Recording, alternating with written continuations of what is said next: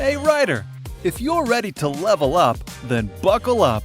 Get your pen and paper ready. It's time for another episode of the Art and Business of Writing podcast.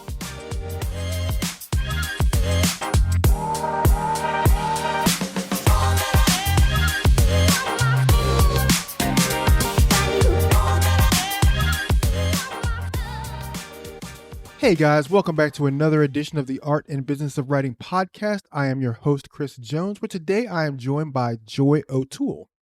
Joy O'Toole is an adult services programmer at the Central Rappahannock Regional Library. One of her roles is to create and maintain a partnership between the library and the local writers and poets in her area. Joy has worked for the library for almost 10 years and loves every aspect of her work.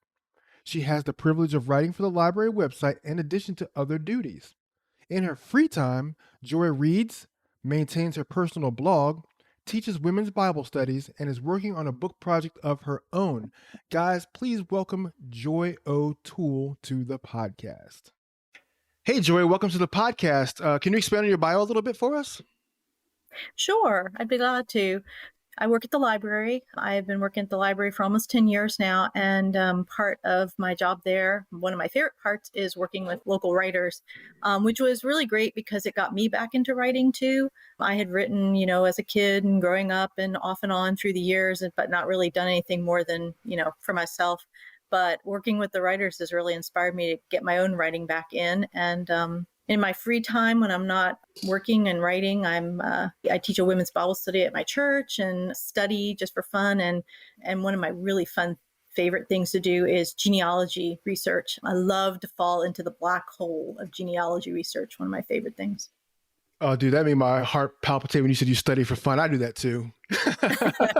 Yeah, I'm like a complete and utter nerd that way.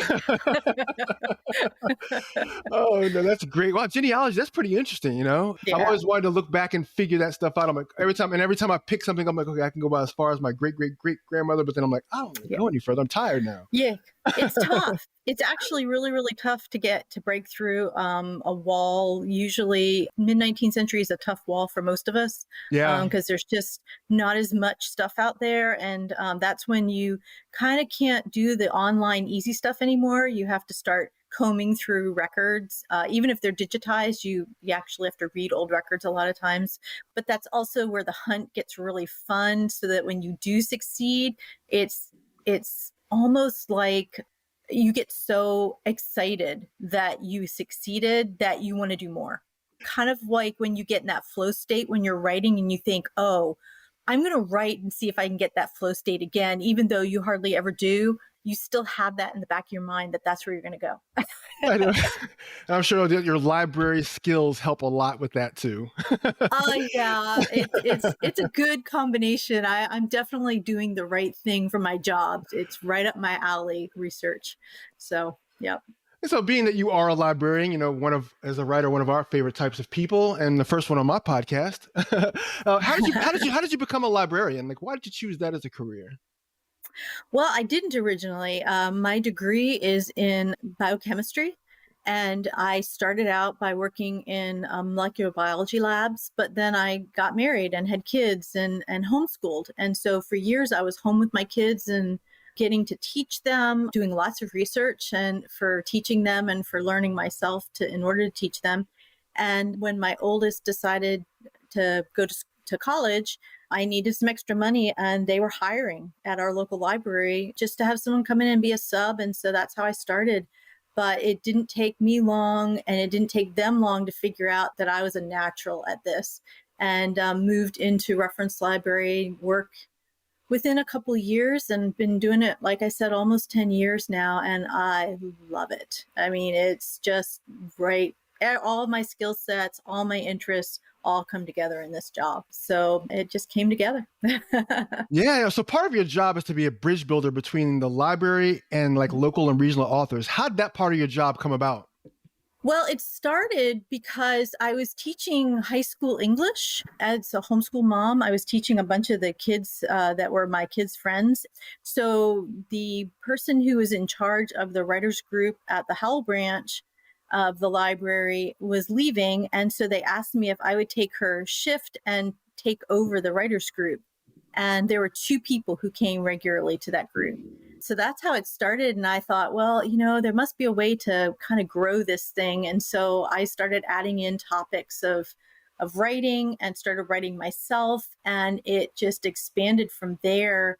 And as people started finding out about that in the library, as well as the authors outside the library, more people started coming. And so we started groups at Porter branch and then at Fredericksburg branch.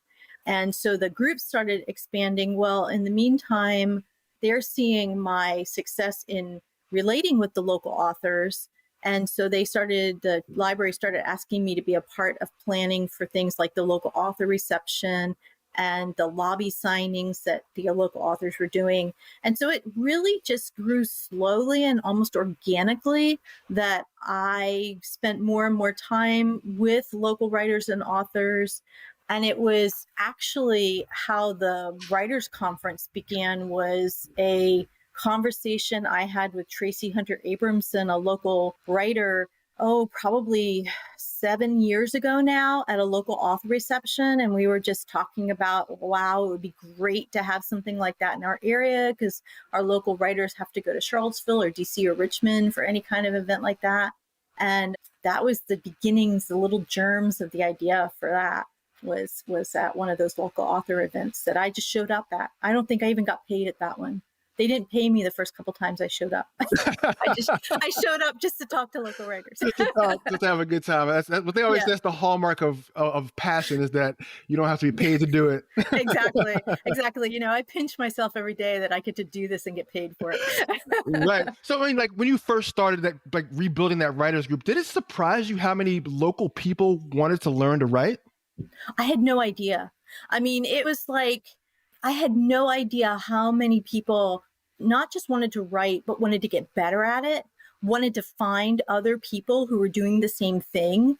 I mean, that is what really got me, was the idea, here we have all these people who are writing in this area. And I'm looking around and I'm seeing, the musicians have places for things and the artists have First Fridays, and we have all of these things in the area for different kinds of arts. But there really was not a whole lot for the writers at that point. This was pre-Fredericksburg Book Festival, pre-Writers Conference.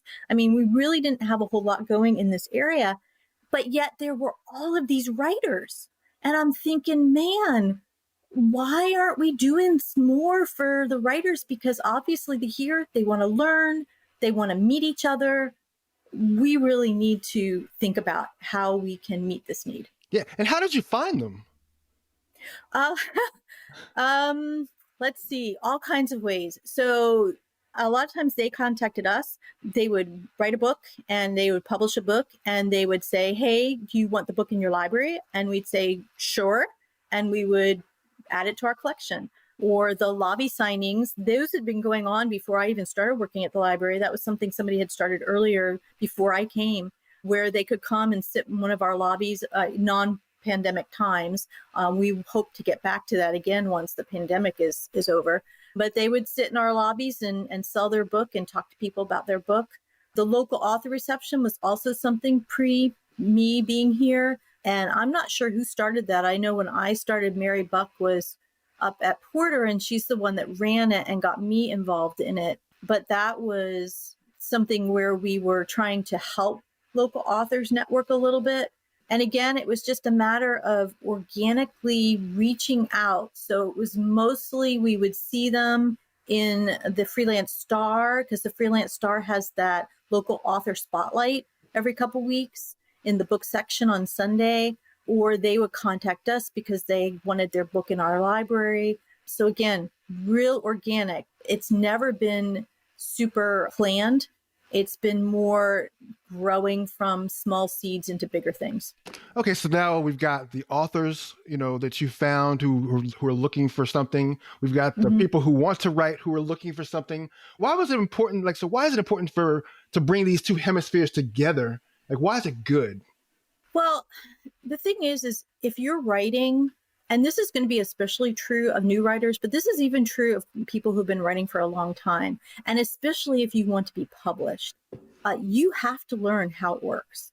Now, the writing craft is something that you can always grow in. You've never arrived. You can always get better. But the only way to get better is kind of twofold, threefold really. First of all, you have to learn. You have to learn what it means to be good at your craft. So that means, you can read books, you can go to webinars, you can go to conferences, you can listen to lectures. I mean, there's lots of ways you can learn. The second piece is to write. It's just write and write and write and write and write. And you're just naturally going to get better as you write and work at it. And the third way is to connect with other people who can give you feedback on your writing, because you cannot see your own writing very well. It really takes outside, kind of disinterested outsiders to look at it, because you're in your own head. So you know what you mean, but you get somebody else in there who has no idea what you mean. And they're like, I have no idea what you mean here. So that's where our writers groups really got involved, is we had people coming in who really wanted to move forward in their writing and realized how key having that outside feedback was. And we really work hard at spending the majority of our time in our writers group working on that kind of feedback, giving people feedback on their works so that they can improve. So that's, really, really important to have that. But just that networking to get better at things and to learn about things is also a real key component. Okay, so let's talk writers conference now. Let's really let's unpack this entire thing. So what's the first baby step that you had to do in getting this thing off the ground? Well, the first baby step was just having that conversation that I had with Tracy Hunter Abramson, because frankly, I had no idea what I was getting myself into when we had that conversation. She knew because she had been part of planning other conferences. But our first thought was, okay, so we need to find some local writers who would be willing to give a talk on some aspect of writing. So we started reaching out to some of the ones that we knew personally. Just there were 2 librarians and me when we first started. And basically, we just reached out to writers we knew that were part of our library system. And we said to them, hey, would you be willing to do a talk on some aspect of writing? And we pulled together 6 of them. And then we also pulled together a few people to do a panel discussion on publishing, because we saw that the whole traditional versus indie publishing thing was a real big discussion that people wanted to hear. And we thought getting writers from both ends of that spectrum would help writers who are interested in publishing know what it looked like. And so that is basically how we started, was just asking some people if they would come. We set a date at the library. That first year, we actually lumped, that was the morning, and then the afternoon was our local author reception. So we already had people who we could pull in for that anyway, who were used to coming to that. And we were thinking, we put up posters around town, and we advertised it the way we would normally advertise something. And we were thinking, oh, it'd be great to have 50 people. We ended up with 140 people that year. Wow. And I think that is when my eyes really popped open as to just how many people we had in this area who were interested in growing, and that the Writers' Conference could reach. Wow, that's really good. Yeah. It was just astounding. We overran the library that day. Right. So springboarding off that very first conference, let's kind of, like I said, we'll keep unpacking what goes into creating a writers conference. You talked about, finding the authors, you talked about bringing the people together. Like, what are some of the things that you have to do that people don't see? Well, there's a lot of planning. I mean, we plan way ahead. So we actually start meeting to talk about, I've got a committee now, which is great. So I have other people to talk to about this. It's not just me anymore. But we start talking about what we want to see as a theme and who we want to ask, usually about 9 months ahead of time. That's the one thing that people don't understand about something like this, is if you want it to be successful, you have to plan, and you have to plan far ahead, and you have to assume things are going to go wrong and have backup plans. I mean, that's one of the things we learned the first year, is that one of our speakers wasn't able to make it. And we just had to kind of cope with that and figure out what to do. if something like that happened. So every year something goes wrong and we have to figure out, how to troubleshoot that. So you have to plan for things to go wrong. You have to plan way far ahead. Part of that is when you want speakers, they often have, if they speak other places, they often have a schedule. So you need to catch them before they filled in the schedule for when you need them. So that's part of it. It's just that thinking through, okay, so what do I want to do as far as a writer's conference? How many workshops do I want to have? Do I want it to be a full day or a half day? Do I want it to be craft oriented, or do I want it to be more talking about the business end of writing, or do I want a combination of both? Do I want hands-on workshops? Do I want just talks? Do I want panel discussions? Do I want a combination of those things? What age groups do I want to reach? Do I want to go just for adults? Do I want to add teens or kids in? I mean, these are all questions that we ask ourselves every year as we're starting to plan is, what do I want this to look like? What do I want my theme to be? So, last year we did the big pivot with everybody else with the pandemic. So our theme was kind of, how to write in the midst of adversity, because we were all handling that. This year, our theme is going to be kind of like, how do we re-enter now as writers? How do we re-enter the new, kind of the other side of the pandemic? What's that going to look like? How do we reorder our lives? How do we rethink what we're doing? Because that's what's on a lot of people's mind right now. So those are some of the things. Now, of course, with the library, some of the things that go on there too is getting it on our calendar. So if you want to incorporate community people and places and organizations, you need to get on their calendars. So you need to contact people at a time. Working with UMW a couple of years ago to use their space, we had to get on their calendar. The same as this year, if we end up using UMW again, we'll have to get on their calendar and make sure that that's a good date for them. You have to think about not just finding those writers to speak, but going ahead and getting all the information you need for marketing. So you need to get all their contact information. What books did they write? What's their website? What's their social media information? Pictures about them? What's the name of the talk they're going to give? What's a description of it? If you're going to have handouts, you have to come up with, okay, what handouts are we going to have? Who's going to design those? Who's going to print those? So there's a lot that goes into it. But if you take it just step by step, it's doable. It's a very doable thing. And starting early. I do highly recommend starting early. Oh yeah, I definitely agree on the early start. When we do the book festival, we're starting that like in November, December. Yeah, exactly. I mean, I usually give myself our conferences in November, and I usually give myself December off and then start thinking about it again in January. Yeah.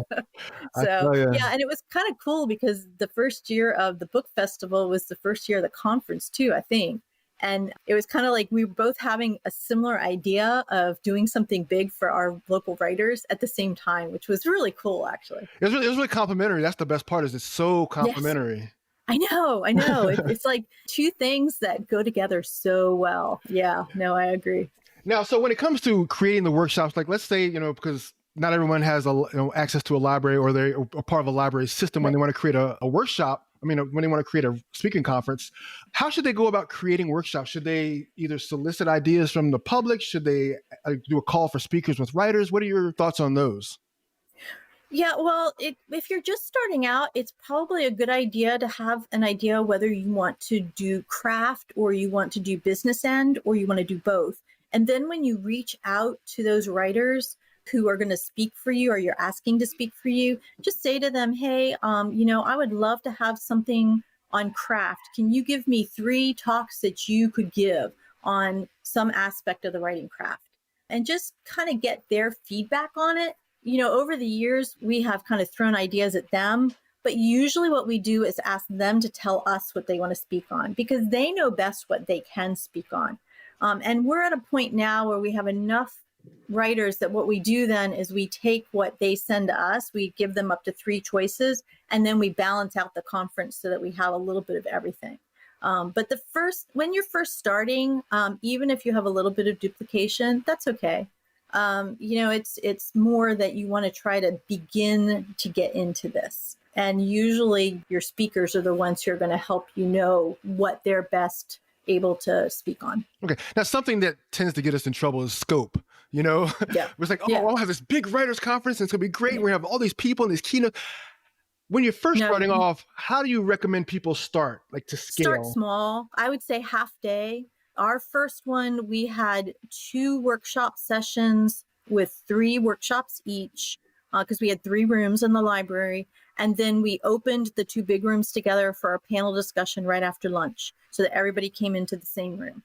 That was actually a lot, but it was doable when we were first starting out. Any more than that probably would have been too much that first year, because that was a lot to organize just by itself. That meant that we needed the panelists, and some of the panelists also spoke as workshop speakers. So we had some crossover there, but we ended up with, I think, maybe 10 speakers that year altogether, including 5 on the panel and then the 6 workshop speakers. But like I said, there was a little bit of crossover there. So maybe more like 9 that first year. And that was plenty, because those are 9 people then you have to correspond with and make sure they're on the same page with you. So you don't want to bite off more than you can chew.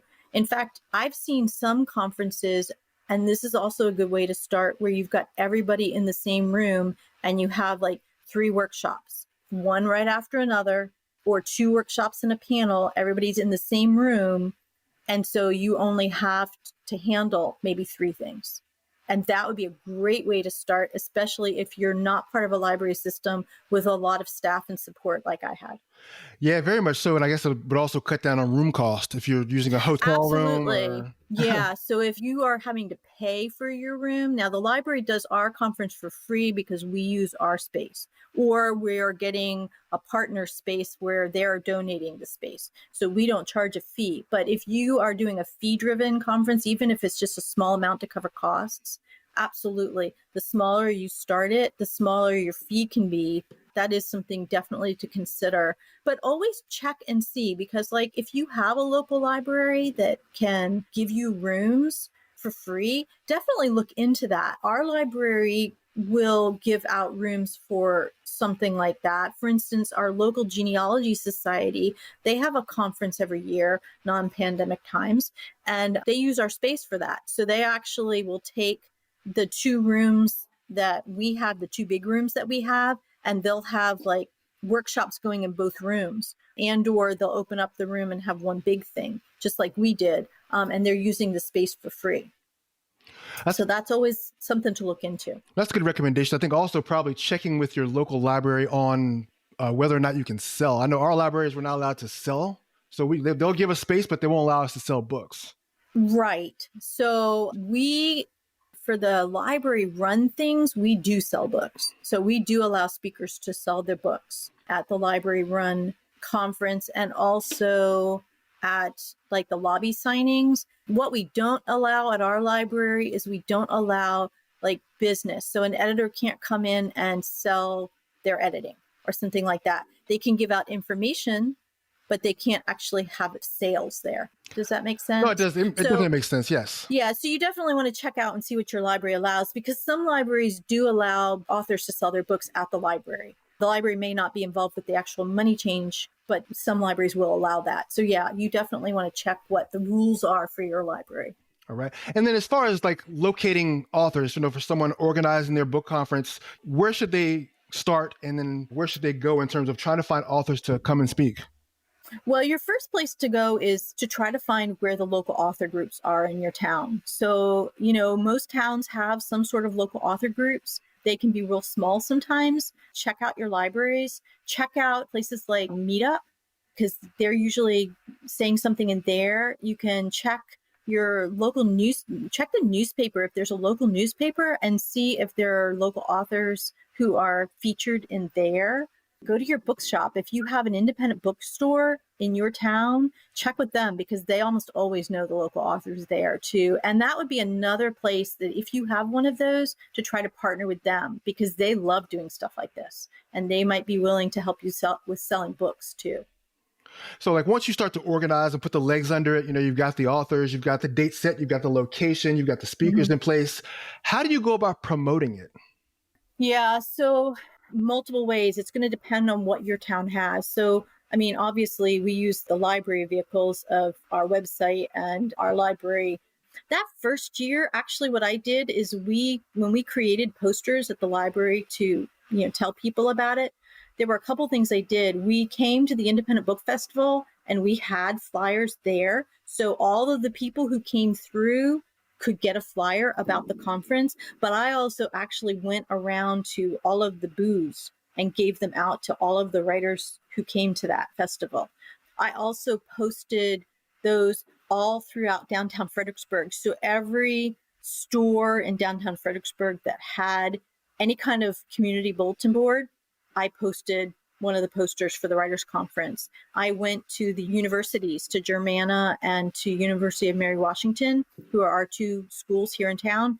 And I asked them, hey, can I post up things on your student bulletin boards? And they said, yeah, absolutely. So I did that as well. We talked on the local radio station.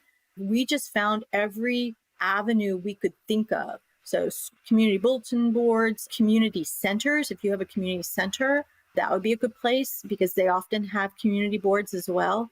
Your local library, coffee shops, bookstores, anywhere you think writers might hang out, see if you can put a flyer there and let them know about it. Did you use like email lists and social media as well? I'm trying to think if we use social media. I'm not sure we did it when we first started. We certainly do now. As far as email lists, we did not really. The only one we had was for the local authors that came to our reception. Maybe we had 100 people on that list. We definitely sent an email out to them. Now we have a much more extensive list now that we've had a few years of a conference because we have people from that conference list as well. But yeah, so that is a way to do it if you have access to that. You may not if you're just starting out. You may not have access to something like that. Again, libraries usually won't give out that kind of information, but what they will do sometimes is, and this is something to check with, is if they have a list like that, sometimes if people contact us asking for the list, we'll take the information and send it out ourselves and say, hey, this is somebody local who's doing this for writers and authors. We just thought you might be interested, and then leave it up to them to contact the organizers if they're interested. Yeah, that's good advice. And I think something else that's good as well is using community calendars. I know that that's something I've used in the past is using like radio stations all have community calendars or local publications have community calendars. Yep. Yeah, absolutely. If you can, I know we have that. And if you can get on that, that's usually a good way to go too.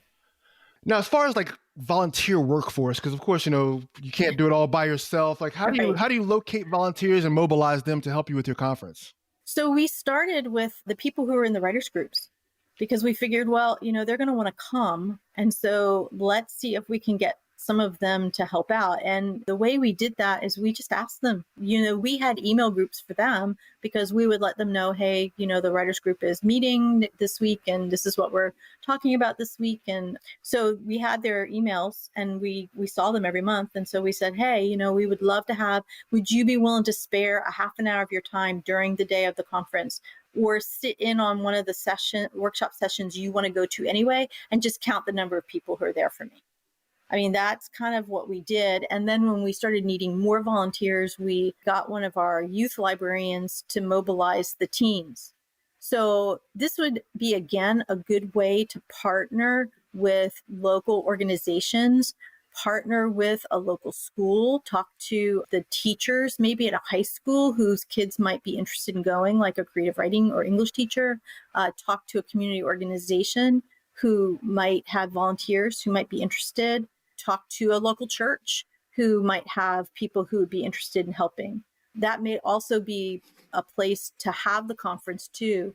Some local churches are willing to let you use their space as well. I've known of conferences to be at churches as well.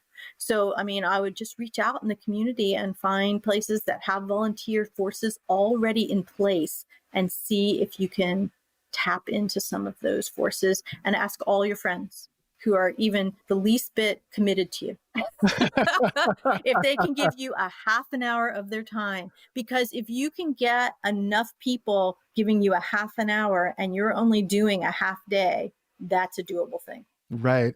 Now, how important is it, to collect email addresses from people. That way you're not doing this all over again every Yeah, year with the same exactly. level of drudgery. Like, oh, we got to start over again. Like, how important is that? Right. It's really important. In fact, that was something that we asked for at registration. When people came in to register, we actually asked for email addresses and said to them point blank, you will hear from us occasionally when there are interesting things about writing and writers events in the community.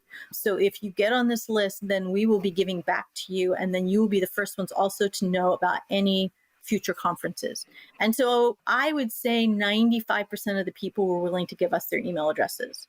One caveat is whoever's writing that down, make sure they have good handwriting because trying to read handwritten email addresses is really tough. We've started asking for email addresses when people pre-register now.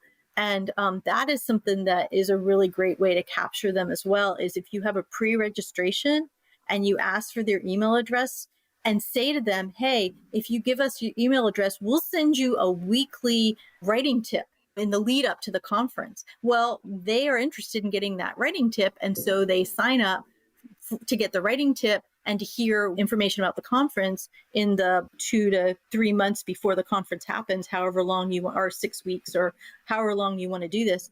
And in exchange, now you have their email. And that means that you can not only send them information that they need to know for the conference, but after the conference, then you can send them information about future conferences.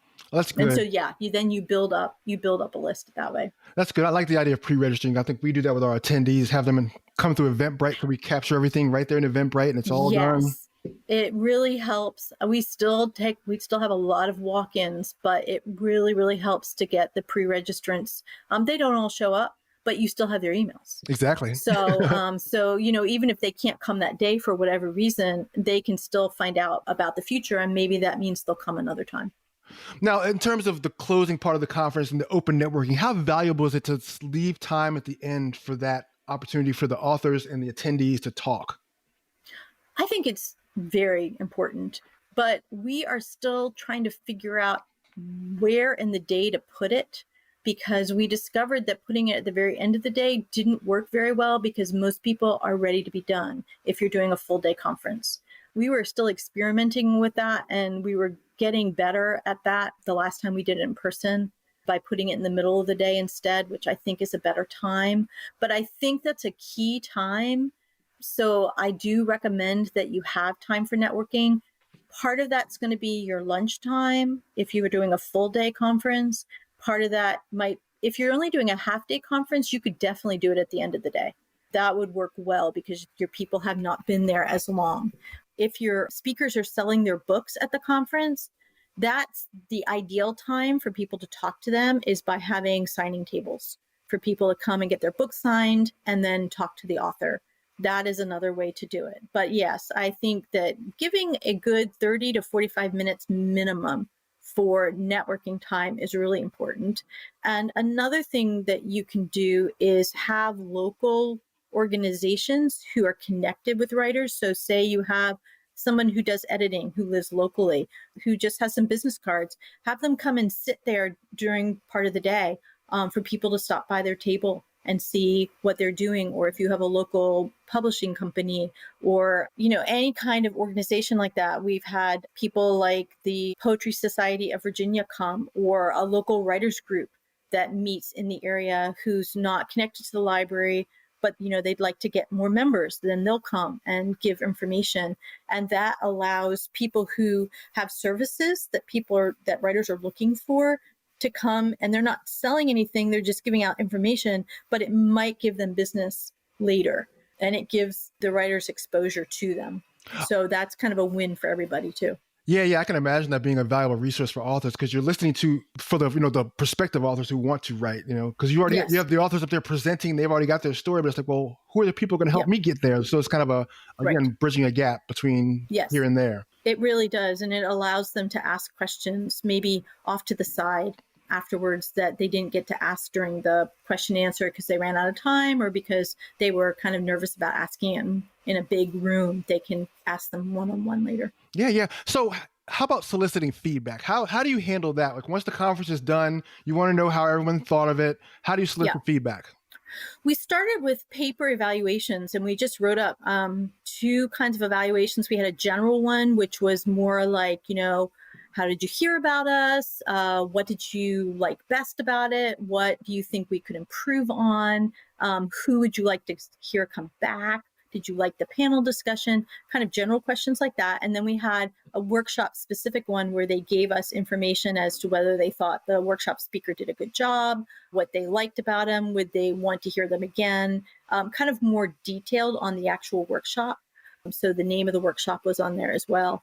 We didn't ask for names or anything like that because we weren't interested in who said the things. We just wanted to get feedback as to what worked and what didn't, really is what we were looking for.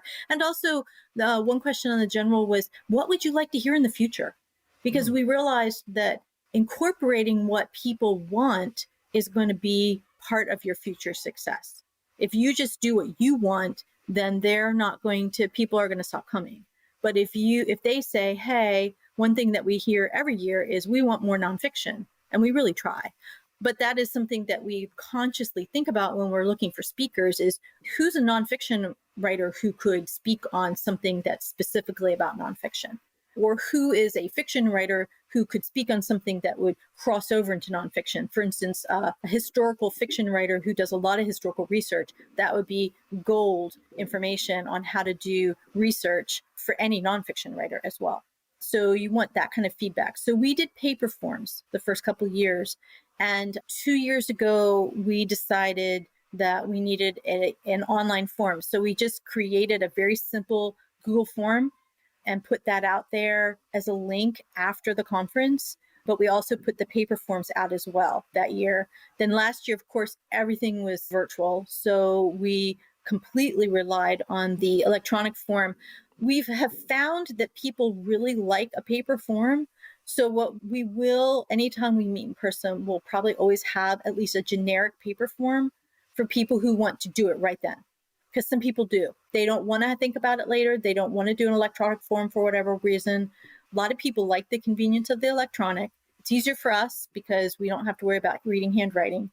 But we recognize there are still people who really just want to do it on the spot and get it done. And so I do recommend having some sort of real simple paper form as well. But Google Forms are free, so make use of it. It's definitely the way to go. If you have any trouble figuring it out, there's lots of videos out there on how to create a Google form. All right. And so lastly, what do you think makes a successful conference? I think, attention to detail is going to be important. So something that runs smoothly, where people know what's going on. So communicate with your attendees, tell them what is going to happen when and where. Have a map if you have a big area where they might not be able to find something. Have your rooms marked really clearly. Have a schedule of events so they know exactly who's going to be speaking when. I think that's a really key component. Having good speakers makes a difference. And having topics that people are interested in. I think those three things are probably the majority of the success. And I do think that listening to what they want so that in future conferences, they'll know, hey, these people, they actually listen to when we suggest something. So now I'm more invested in this. And so then that's going to give you the success for repeat attendees. Awesome. Well, thank you so much for your time today, Joy. Yeah, I'm glad to come. I'm glad to talk about it. As you can tell, it's a passion project for me. Oh yeah. So. and you've done a great job with the conference year over year. You've done such a great job with it. So yeah, I mean, the passion definitely shows. And even in talking today, just laying it all out, just a phenomenal job. Thank you. Great. Well, thanks for having me. I appreciated talking about it. How's that for inspiring? I hope you take action on one thing you learned in today's episode. If you haven't subscribed to the podcast and left a review on iTunes, I want to encourage you to do that too. Finally, be sure to visit chrisjonesinc.com to sign up for updates. Don't worry, I won't spam you. And we'll see you back here next week for another episode.